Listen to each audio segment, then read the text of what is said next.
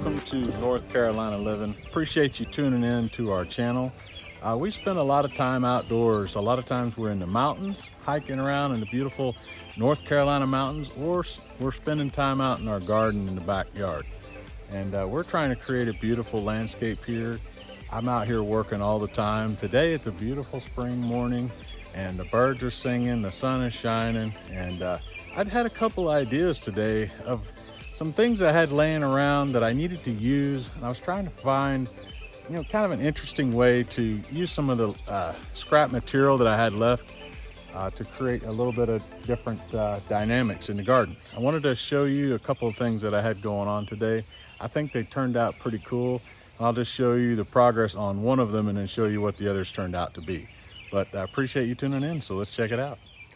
Welcome to the garden, everyone. I wanted to give you a video today about just an idea that I had this morning, and I came out here and I started working on it. I've got a couple of them done, and I thought, man, they look so good. Let me just make a video about it. Just very simple, basic garden landscaping ideas that can make some big impacts and really create some dynamic in your garden, especially when you're talking about individual plants and just the way you kind of outline and create designated and defined areas in your garden. So what we're looking at right here is a absolutely beautiful Acer palmatum kurohime. This thing is a stunning dwarf Japanese maple. Some of the craziest beautiful colors. You get these like really bright pinks when it first leaves out, continues that pink highlight, but then when you get kind of underneath it, you get these kind of blue green, olive green colors underneath with that pink highlight on top. Absolutely stunning Japanese maple. I highly recommend this cultivar. It's a dwarf, and this is a very large and mature size, especially for this particular tree. So it can fit in a lot of different landscapes and a lot of different spaces. I've got this in full sun here in North Carolina. We're in zone 7B.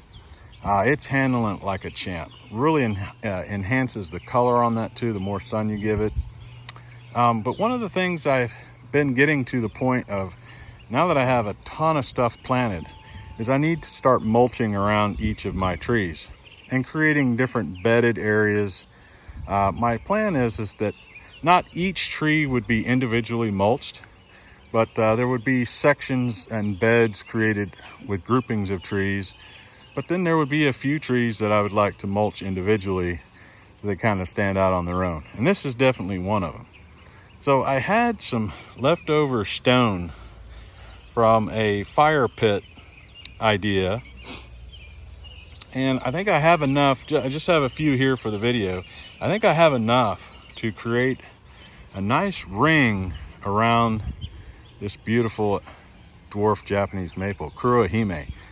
I've got some leftover bags of mulch that I used for the front yard. We did some beds up by the front porch, and so I was just trying to be resourceful. And today I didn't feel like going anywhere, really going and picking up any materials. And I was out here just kind of enjoying the garden, and I had this idea come up, and I said, hey, let's try to use that and see if we can't make something cool. So I'll go through the process with you and just show you how a little bit of just simple hardscape and landscaping ideas can create a beautiful dynamic and really enhance a section or a tree in your garden. So come along, check it out. All right, so I had to get down here on the ground so I can get this project started.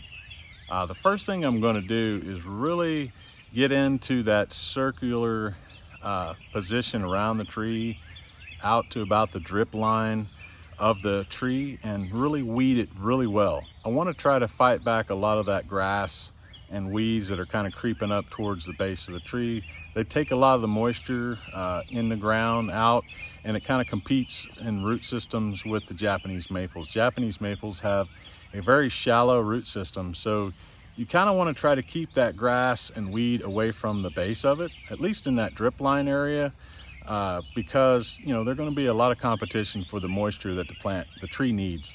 The grass is going to soak a lot of that up. So I want to try to get the weeds pulled out, all the grass pulled out along that circular base of the tree, and so I can get in there and start to begin the process. All right, we've got it pretty good here.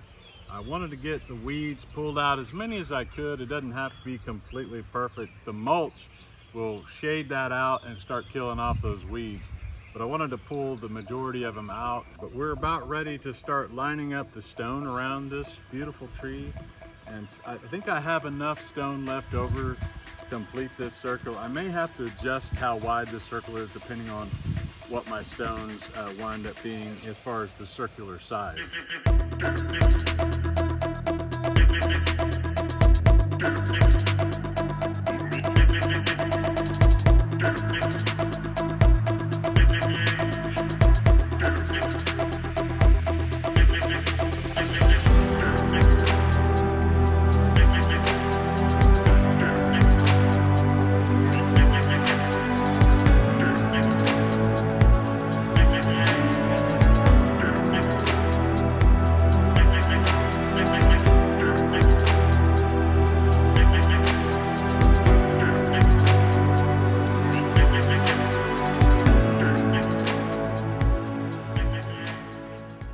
Okay, so man, this is looking really nice. This gray stone is really popping against this pink. And I've got some dark black mulch that I'm gonna fill in there as well. I think it's gonna create a really nice contrast. This stone that I'm using is just some leftover stone that I had from a fire pit idea. We wound up getting the maple chimnea out of metal, so we didn't need these stone to do our fireplace out in the garden.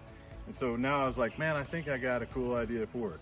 I hope you guys are enjoying this. Let's get this thing mulched in, and I'll show you just how dynamic a simple, cheap, landscaping idea can turn a tree into a beautiful showpiece.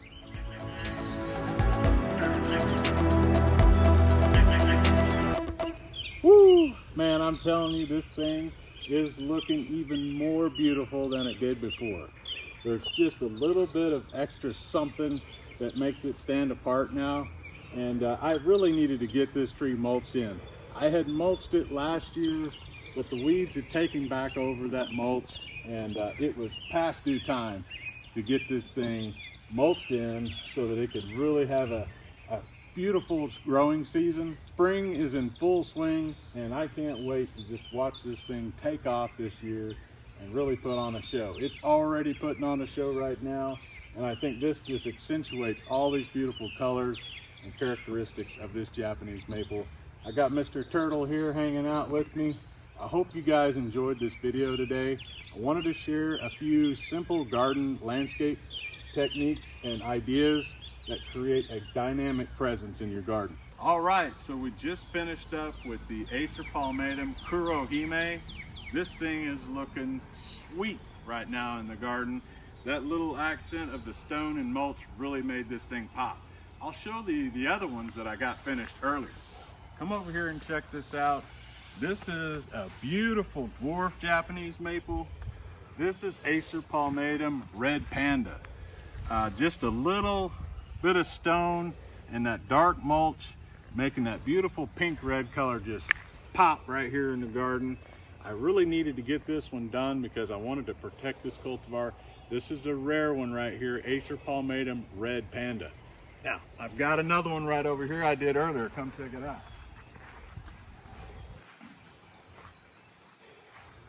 This is a very, very special tree.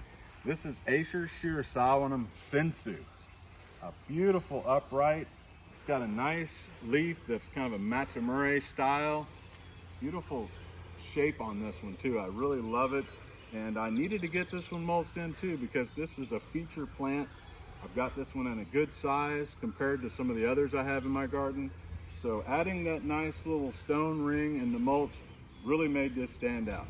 I'm excited about what we accomplished today, and I appreciate you guys coming along and checking it out with me. Thanks for all the comments and everything, the participation on our channel. It's been great. We've got a ton of new subscribers. We really appreciate that. And we're always trying to come up with new ideas coming out in the garden and sharing with you guys. So until next time, take care.